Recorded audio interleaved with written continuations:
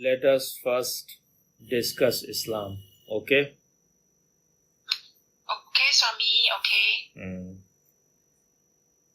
I will be quoting from the book of Bill Warner. He is a PhD and Islamic scholar.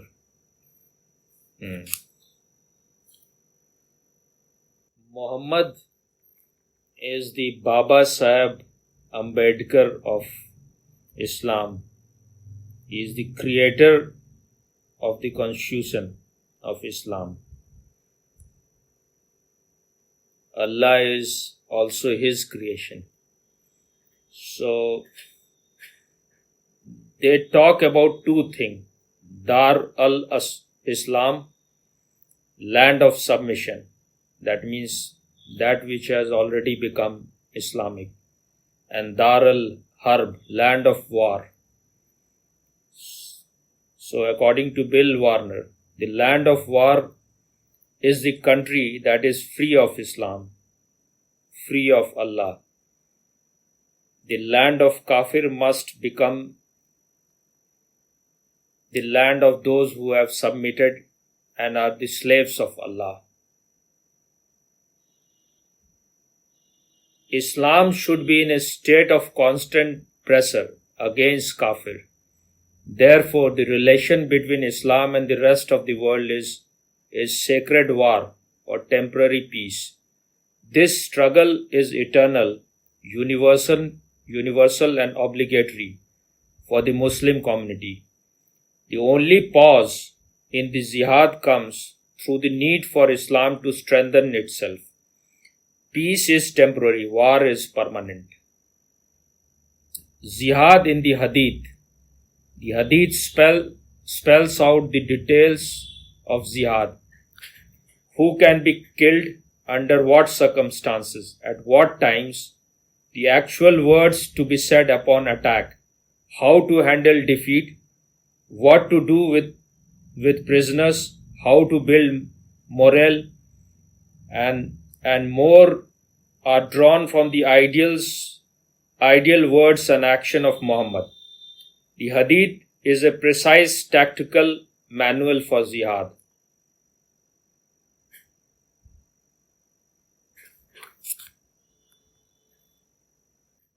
It tells us that the whole world must submit to Islam. Kafirs are the enemy simply by not being Muslims. To achieve this dominance, Islam may use terror and violence. It may use psychological warfare, fear, theft. It may take the spoils of war from Kafirs. Violence and terror are made sacred by Quran. Peace comes only with the submission to Islam. Muhammad says, I have been given 5 things which were not given to anyone else before me. First, Allah made me victorious by awe, by his frightening my enemies for a distance of 1 month's journey. Second, the earth has been made for me and for my followers, a place for praying and a place to perform rituals. Therefore, any one of my followers can pray wherever the time of prayer is due. You understand what it means? It means they can pray anywhere. They can come to your home and pray. You cannot prevent it because the whole world is made for them. You are just occupying their land. Your house also belongs to them. The airplane belongs to them. 5-star hotels belongs to them. The roads belongs to them. If they want, they can pray there. You are nobody because the whole earth belongs to Muhammad and his followers. So this is the sick mind, neurotic, psychotic mind of these people. Third, the spoil of war has been made lawful for me, yet it was not lawful for anyone else before me. What does it mean? They can loot from anywhere. They can steal from anywhere because it is lawful for them. Fourth, I have been given the right of intercession on the day of resurrection. Now, this is all figment of his imagination. There is no day of judgment or resurrection. All inventions, these are all invention to create fear and greed in you. And he has succeeded in this as nobody else has ever succeeded. And those who are fearful and afraid and greedy, these unintelligent people, he has hypnotized them totally. Fifth, every prophet used to be sent to his nation only, but I have been sent to all mankind. See his megalomaniac attitude. He is superior to all other prophets. Any prophet may have been coming, they are all just as bogus as he is. Political Islam is universal and eternal. Now, where is any proof? He is the only proof for whatever he is saying. Muhammad, I have been ordered to wage war against mankind until they accept that there is no God but Allah and that they believe I am his prophet and accept all revelation spoken through me. When they do these things, I will protect their lives and property unless otherwise justified by Islamic law, in which case their fate lies in Allah's hand. Now see how he has created the whole hypnosis, how he has taken people in his grip. He knows kind of black magic. He's like a piped piper. He said, accept Allah as the only God and that I am his prophet. Muhammad was then asked, what is the next best act? He answered, to wage holy war in the name of Allah. Muhammad was then asked, what is the next highest good? He replied, to make the sacred pilgrimage. Now all these pilgrimages are just ways to earn money. And these Saudi Arabia, they have just devised a way to earn billions and billions of rupees or whatever their currency is.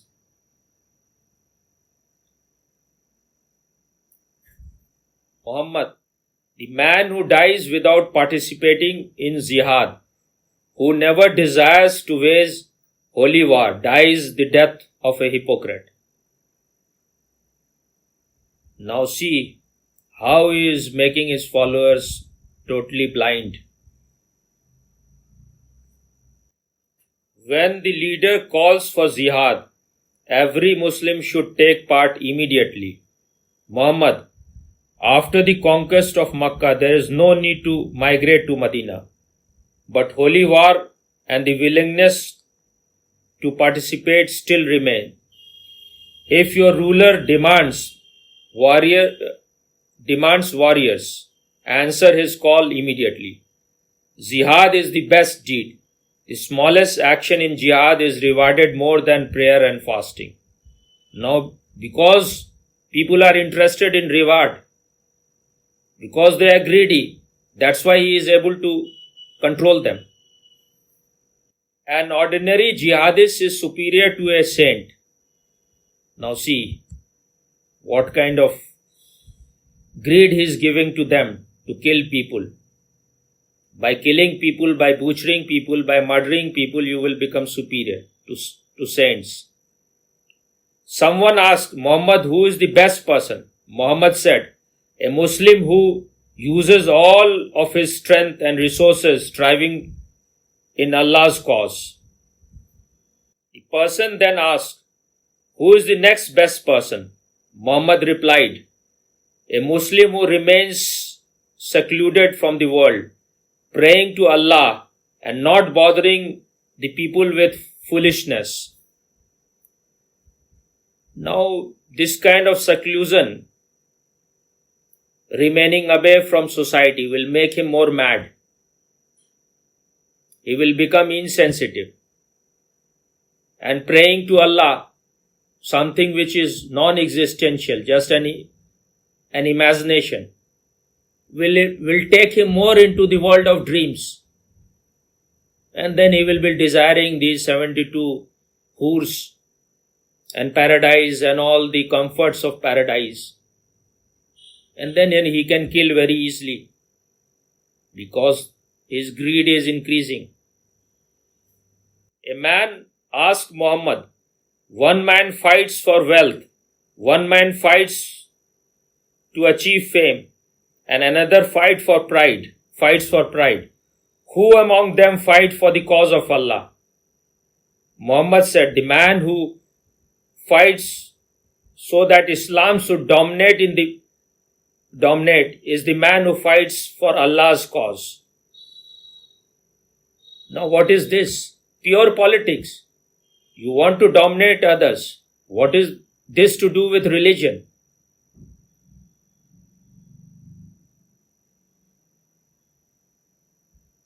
He wants Islam to dominate everything else. This is pure, sheer politics and nothing else. Sheer desire to conquer to conquer their land. All the kafirs who fight against jihad are doomed to burn in hell for defending their culture and civilization. Now he is saying that if you are fighting against Islam, then you are doomed to burn in hell for defending your culture and civilization. So now he is creating confusion in those people who will be fighting against Islam. So all of you convert to Islam. Muhammad, anyone who arms a jihadist is rewarded just as a fighter would be. Anyone who gives proper care to a holy warrior's dependents is rewarded just as a fighter would be. Practicing jihad for even one day puts a believer in paradise and is better than all the world. How much greed he is giving to these people. Anyone who arms a jihadist is rewarded just as a fighter would be. So even if you are not fighting and you are helping these people, you will be rewarded. Anyone who gives proper care to a holy warrior dependents is rewarded just as a fighter would be. Practicing jihad for even one day puts a believer in paradise and is better than all the world. So much greed, so much incentive. You will be going to paradise. So everyone should get ready for this kind of jihad. What a great thing. Muhammad, to battle kafirs in jihad for even one day is greater than the entire earth and everything on it. A spot in paradise smaller than your riding crop is greater than the entire earth and everything on it. A day or a night's travel in jihad is greater than the entire world and everything on it. Jihad cannot stop until all of the world has submitted to Islam. All kafirs' lives and wealth can and will be taken by jihad. Only those who submit to Islam will be spared. Now you can see what kind of dangerous ideology it is. It should not be allowed to exist at all. But it is existing because people are blind. Politicians are blind. All the governments are blind. Muhammad, I have been directed to fight the kafir until every one of them admits there is only one God and that is Allah. See, how he is forcing people to submit to what he believes in. He is a madman. He believes in something which is totally mad and he wants everyone to become mad. Whoever say there is only one God and that is Allah, his body and possession will be protected by me except for violation of Islamic law, in which case his fate is with Allah to be punished or forgiven as he sees fit. Allah says a Muslim should spend his money on jihad. Now see how ridiculous this is. What has Allah to do with money? Why will be the God be concerned with money where you are spending it? Spend your wealth generously for Allah's cause, jihad, and do not use your own hand to contribute to your destruction. Muhammad, a person who financially supports a fighter for jihad is morally equivalent to an actual fighter. A person who cares for a warrior's family during his service is morally equivalent to an actual fighter. Goals. The goal of jihad is dominance of Islam over all other political system and religions. Now it is so clear. The goal is dominance of Islam over all other political systems and religions. The man who fights to make Islam dominant is the man who fights for Allah's cause. Rewards. A Muslim martyr is one who kills for Allah and Islam, but his killing must be pure and devoted only to Allah. If his motivation is pure, then the jihadist will achieve paradise or be able to take the wealth of the kafir. So only concern is wealth or paradise. Muhammad said, the man who joins jihad compelled by nothing except sincere belief in Allah and His Prophet and survives will be rewarded by Allah either in the afterlife or with the spoils of war. If he is killed in the battle and dies a martyr, he will be admitted into paradise. Where it is not for the difficulties it would cause for my followers, I would never stay behind while my soldiers head off for jihad. If I could, I would love to be martyr in jihad, be resurrected and martyred again and again for Allah. No matter who sins,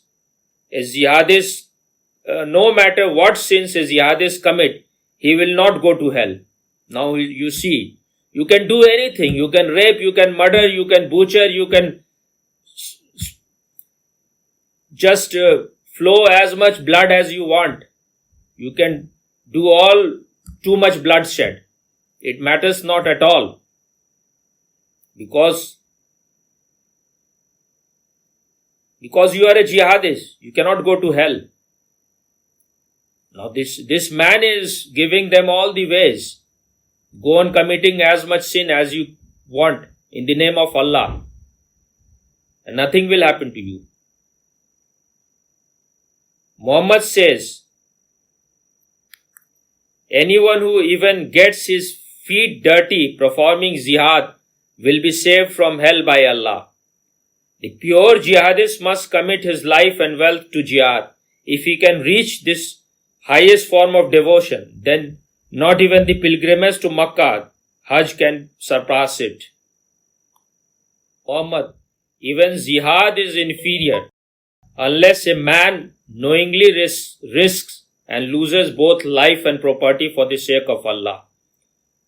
Muhammad, except debt, all sins of martyrs are forgiven. Now this is a very, very interesting thing. These people are so hypocritical. He is saying except debt. So according to Islam, debt is the greatest sin of all. There is nothing more greater a sin than debt. Now Pakistan is among the countries which has taken maximum amount of debt. It is the country which is among the 10 those countries which has taken maximum amount of money, loans from other countries. So they are not following even Islam. Hypocrisy and Islam is equivalent. You say one thing, you do something else. Muhammad said, certainly the gate of paradise lie in the shade of swords. So because of this doctrine given by Muhammad, what they are doing everywhere in the world, whether it is ICS, whether it is Osama bin Laden, what he and his follower did in 9/11, or whatever they are doing in India or anywhere in Syria, in Iran, Iraq. It is because of his doctrine. Now today, because the Durga Puja festival is happening everywhere, the Hindu religious festival. In just today, they have destroyed 2-3 temples in Bangladesh. Because for them it is an holy act. There may have been 10-20 temple demolition in this period. It is only about today I am saying. Just few hours back they have killed about 6 people in Beirut.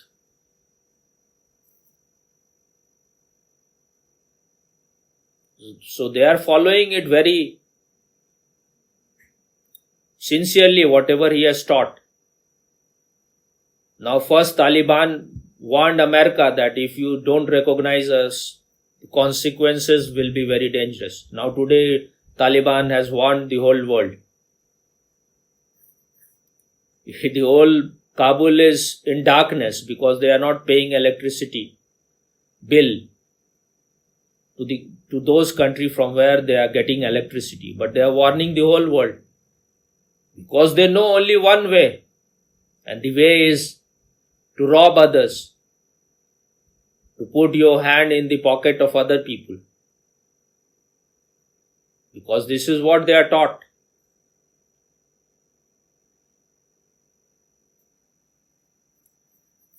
Can you imagine anything like this taharrush, which is a Arabic game in which people rape a woman collectively?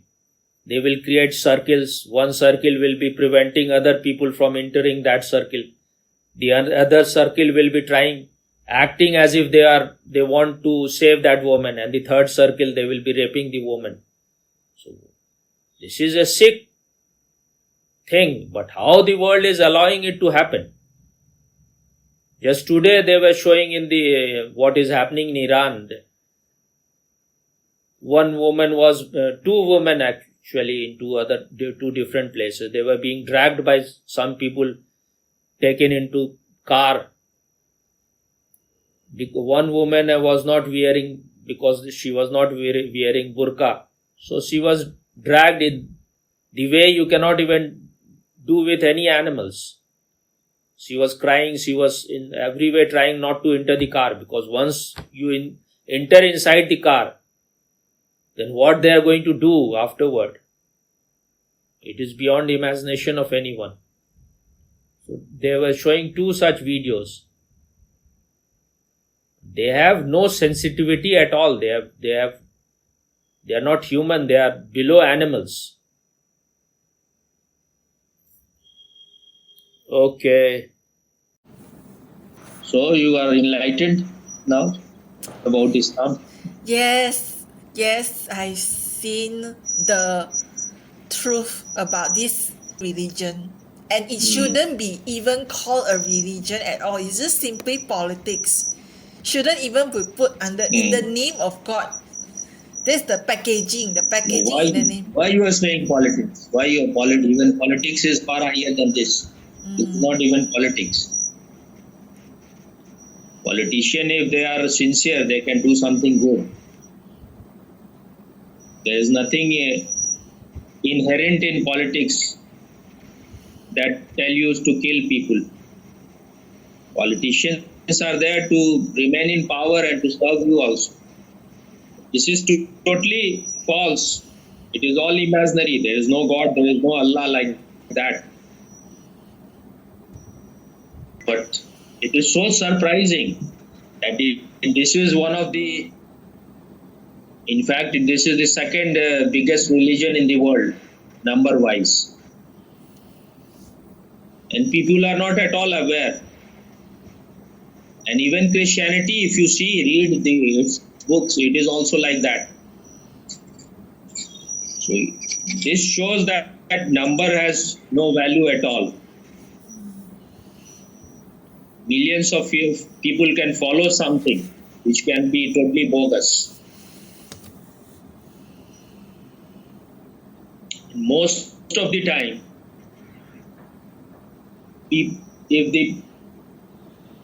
there are too much people following something, this itself is an indication, a sign that there must be something wrong.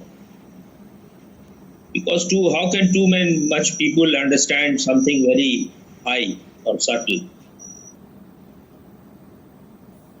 So what was most surprising thing that you heard today? Now,